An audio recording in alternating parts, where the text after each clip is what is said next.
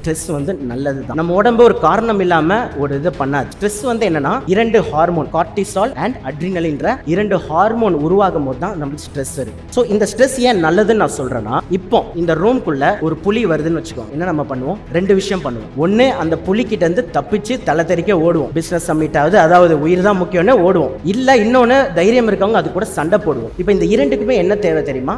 Energy. இந்த எனர்ஜியை வந்து அதிகம் பண்றதுக்கு தான் நம்ம உடம்பு எவ்வளவு கிளவர் பாருங்க. கார்டிசால் அண்ட் அட்ரினல் ஒன்று இருக்கு. அது என்ன பண்ணும்னா, இமிடியேட்டா நம்மளோட நர்வஸ் சிஸ்டம் ஆக்டிவேட் பண்ணி நம்மளோட ஹார்ட் பீட்டை வந்து அதிகம் பண்ணும் அண்ட் நம்மளோட பிபியை ரைஸ் பண்ணும். இன்னொன்று, நம்மளோட விஷனை வந்து பார்வையை வந்து நல்ல பிரகாசமாக்கும். அப்பதான் நம்ம ஓடுறது. அந்த காலத்துல யோசிச்சு பாருங்க, ஒரு காட்டுல புலி துரத்தும் போது இதெல்லாம் இருந்தனால தான் தப்பிச்சிருக்காங்க மனுஷன். ஸோ அந்த மாதிரி நிறைய ஆக்டிவிட்டி இருக்கு. இதுல முக்கியமானது டைஜஷனை ஸ்டாப் பண்ணிடும். எப்பெல்லாம் நீங்க ஸ்ட்ரெஸ்ல இருக்கும் போது, அதனால தான் உங்களுக்கு ஏதாவது ஒரு சாப்பிட்டா நல்லா இருக்கும், ஒரு பிரியாணி போய் சாப்பிடலாம்னு ஏன் தோணுதுன்னா, ஸ்ட்ரெஸ்ல உங்களோட டைஜஸ்ட் சிஸ்டம் ஒர்க் ஆகாது. அதனால நீங்க அதிகமா சாப்பிட்டுட்டே இருப்பீங்க. Stress one of the main reason for obesity. இதனால தான். இப்போ என்ன பிரச்சனை தெரியுமா? எப்பவுமே புளிய கூடையே கூட்டிட்டு போற மாதிரி நம்ம இருக்கும். அதாவது ஸ்ட்ரெஸ்ன்ற பேர்ல எதை தொட்டாலும் ஸ்ட்ரெஸ் ஸ்ட்ரெஸ் ஸ்ட்ரெஸ். அப்ப என்ன ஆகுது? எப்பவுமே உங்க கார்டிசால் அண்ட் அட்ரினலின் அதிகமாவே இருக்கும். எப்பவுமே உங்க ஹார்ட் ரேட் அதிகமா இருக்கும். எப்பவுமே உங்க பிபி அதிகமா இருக்கும். என்ன ஆகும்? போக போக இதுதான் number 1 reason for cardiac arrest, heart problem. ரீசெண்டா ஒரு ஸ்டடி பண்ணாங்க, ரொம்ப ஃபேசினேட்டிங்கான ஸ்டடி. ஒரு 30,000 பேர் எடுத்துக்கிட்டாங்க. யாருக்கெல்லாம் ஸ்ட்ரெஸ் இருக்குன்னு சொன்னாங்களோ ஒரு 30,000 பேர் எடுத்து அவங்க கிட்ட ஒரு கேள்வி கேட்டாங்க. யாரெல்லாம் ஸ்ட்ரெஸ் இருக்கு,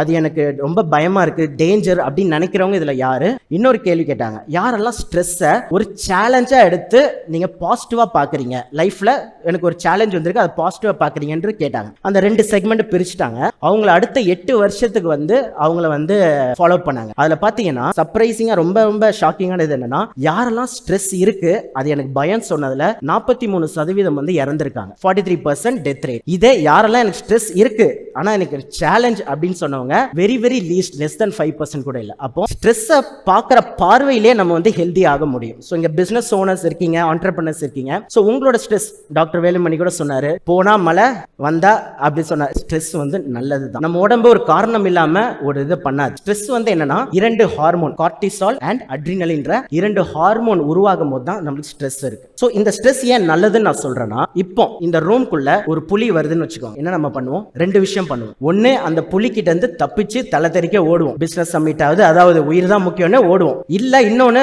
தைரியம் இருக்கவங்க அது கூட சண்டை போடுவோம். இப்போ இந்த இரண்டுக்குமே என்ன தேவை தெரியுமா?